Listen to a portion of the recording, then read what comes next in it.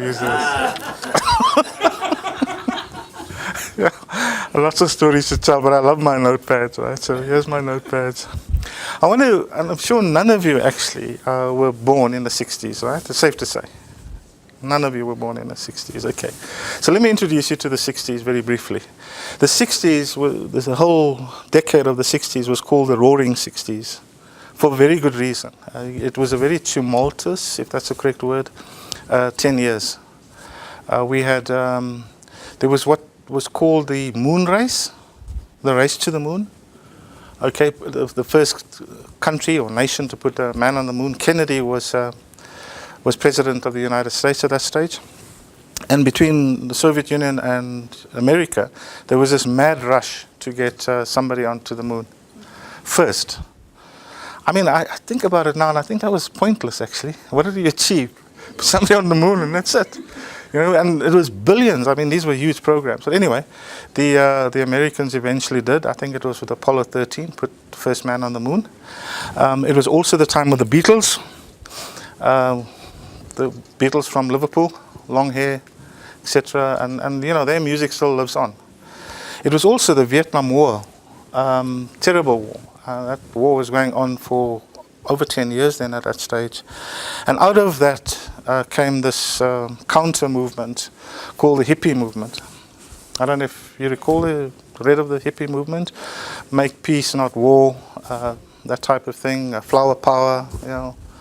The jeans came into thing, and what was that? There was a festival that they had at one stage, a huge festival.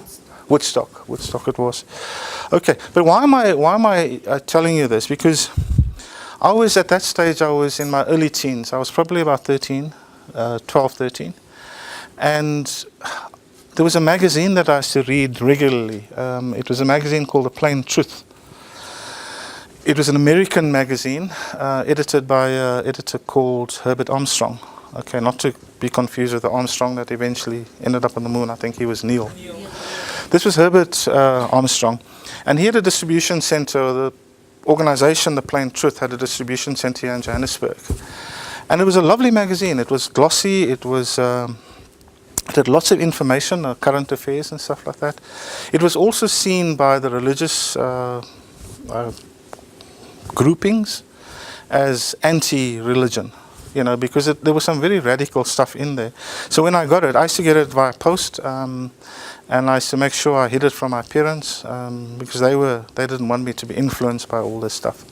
The reason I mentioned that particular publication, there was one where they had a shot of the Earth, right, on the cover, a glossy cover, and they had this image of a man holding onto the Earth, and the caption was, "Stop the world, I want to get off."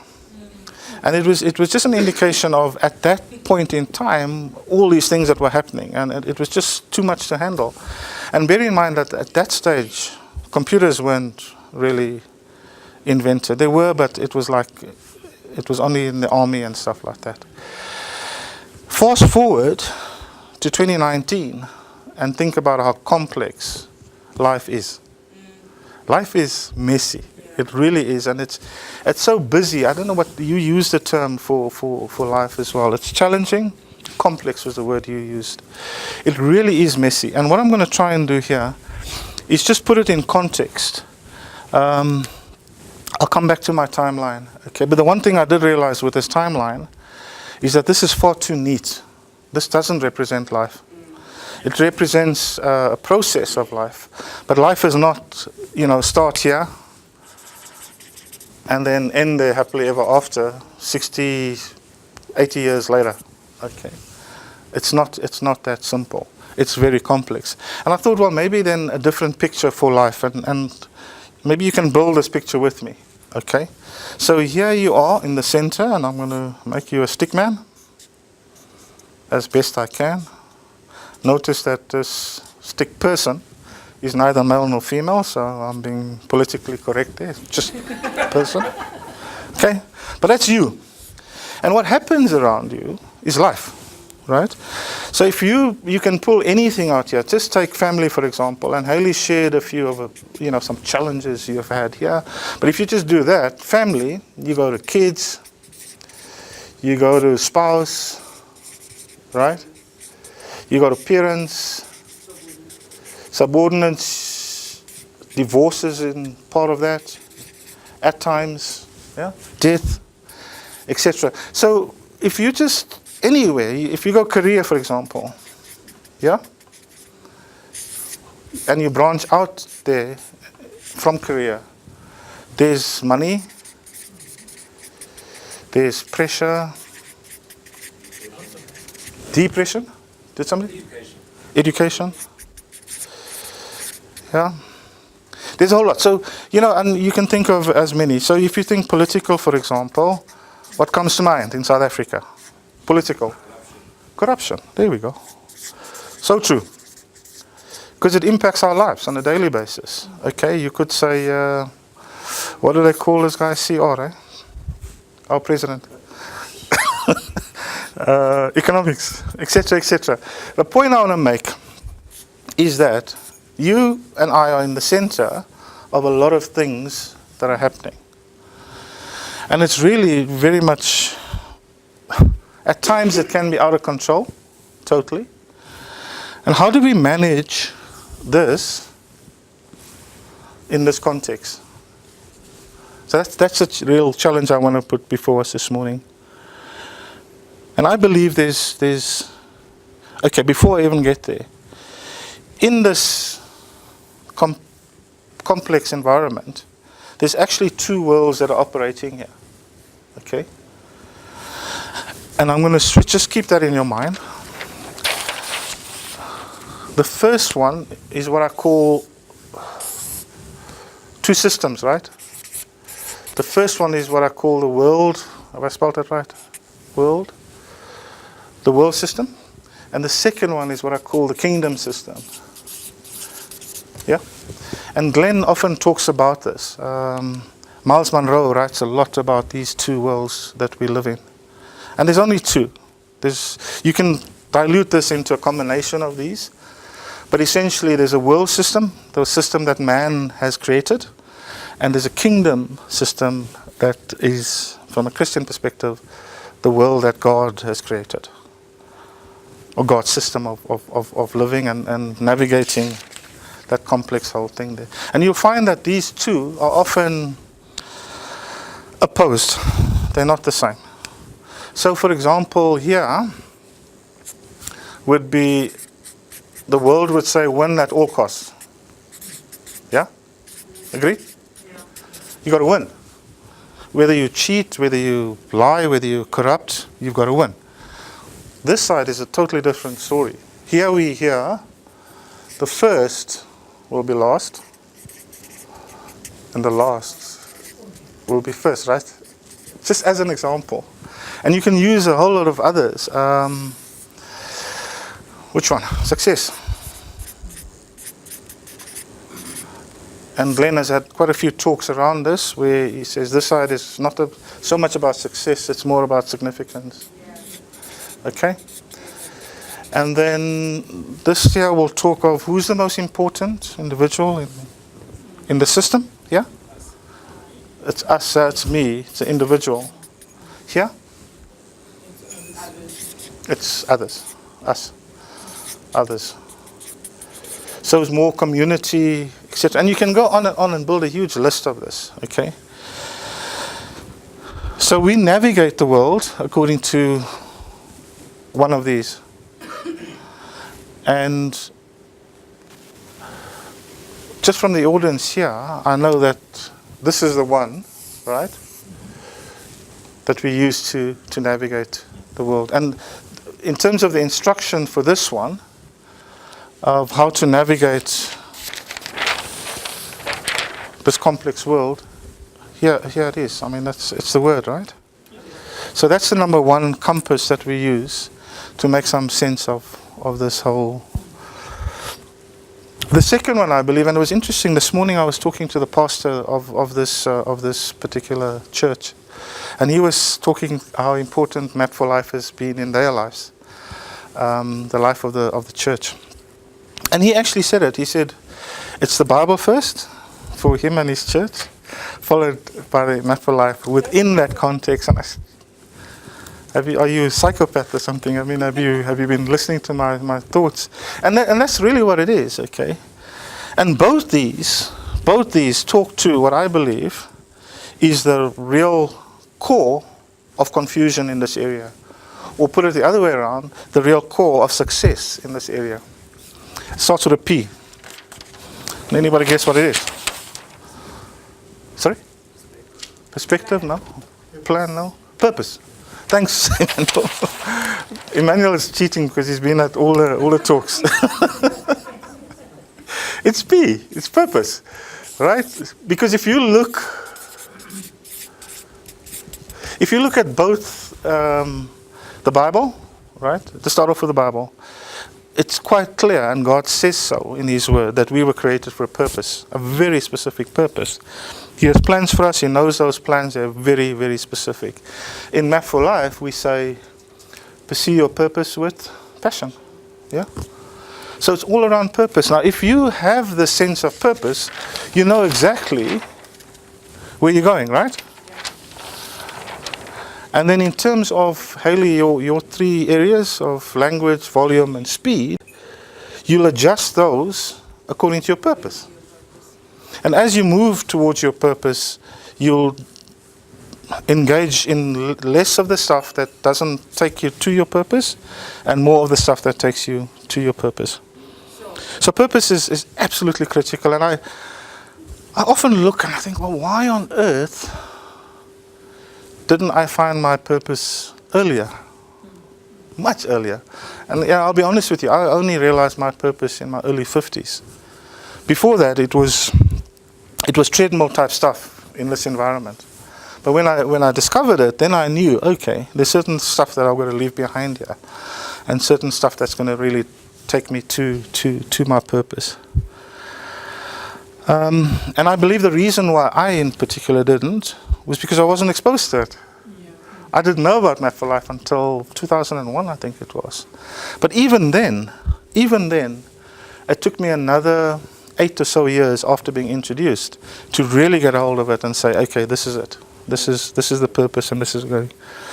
And I want to use the analogy just before I close off of a treadmill. Okay. So if you look at the world's order, this one, all right. Compare it to a treadmill, and you in a gym and you're on a treadmill, and you're going. There's nothing else you can really do, right? Because you've got to concentrate. Try and not concentrate on a treadmill, and what happens? You're gone, eh? You're gone. Who has fallen off a treadmill? There we go. I did, and my son was so embarrassed. He was right next to me. Dad, never come with you to gym again. But you can use that analogy for this world system. And the reason why many of us take so long, not only to discover our purpose, but to pursue it, because we're so busy on the treadmill. We're just going. You know, we know and we think about, yeah, I've got to follow my purpose, But this treadmill is like, it's sitting at 12 and 14, and you know, you're just going. So the message I want to leave with you, and for me as well, is that what we need to do effectively is get off the treadmill, is hit that, not a pause, hit that. Does pause slow it down or stop it? There's 2 buttons on the treadmill. Eh? There's an emergency stop. And if you have to hit the emergency stop, hit it, you know, and get off. Take some time out. You've got to get this perspective. And what I would suggest, last month I challenged you guys with the first of the 5 steps, and that is to establish your position, right? To do your wheel of life. What I'm going to challenge you with today for the rest of the month is 1, hit pause, find the time, get off the treadmill, and focus on your dreams, your future, your purpose. Focus on that for a while. I don't know, how many of you are familiar with a vision board? Have you got a vision board? In progress, half of vision board. Okay, now that's good if you've started. Can I suggest then that you really focus on that vision board?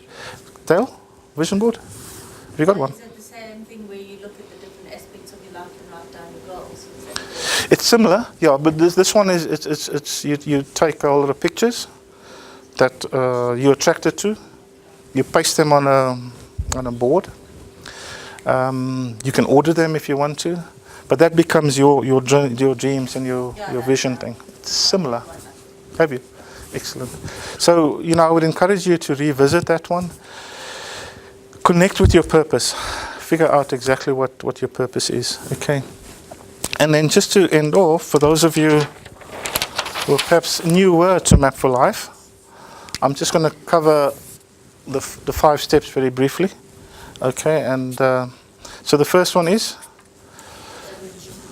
establish your position, right? So that is understanding where you're at the moment in those 8 different areas of life. Second one, determine your destination. Okay, so if you're looking at it, you here, you know you're here, right? That's 1. 2 is that's where I want to be. So get a clear picture of that, very clear picture of that. Okay. Where it is, which direction it is, etc. And I keep on using the analogy of, if I don't know I'm in Johannesburg, there's absolutely no way I'm going to get to Cape Town. I'll probably end up in Cairo. But understanding that I'm in Johannesburg, I can then decide I want to be in Cape Town. The third one then is the plan, right? So how do I get from Boksburg to Cape Town? Do I fly? Do I walk? Do I drive? Do I use a train or whatever? The plan, okay? And this is where lots of us get stuck, is on the act. Okay, I like that one. Meaningful action. Okay. Otherwise, that remains just a dream. Then it really becomes a pipe dream. Okay. Meaningful action. And this here really is about getting off the treadmill. Getting off doing what we've always done and do what we should be doing. It's easier said than done, but I can't emphasize how critical this particular step is. And then the last one is record and journal. And the reason we record and journal is because then we want to understand how far we are down this route. Are we in Richmond? Are we in Beaufort West? Are we in Paarl? And then coming back to Haley's points, it then allows us to adjust accordingly. Because you might be wanting to sprint when you're here. When you're there, Comrades Runner will do a bit of a jog, victory jog. Okay. So thank you very much. Be encouraged. Visit our website. We got a lot of new and exciting stuff on the website that helps you develop this whole plan. Okay. Thank you for your attention. Thanks, Emmanuel. Guys, please help yourself.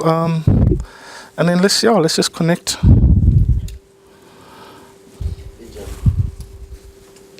What's the time? I'm an hour earlier.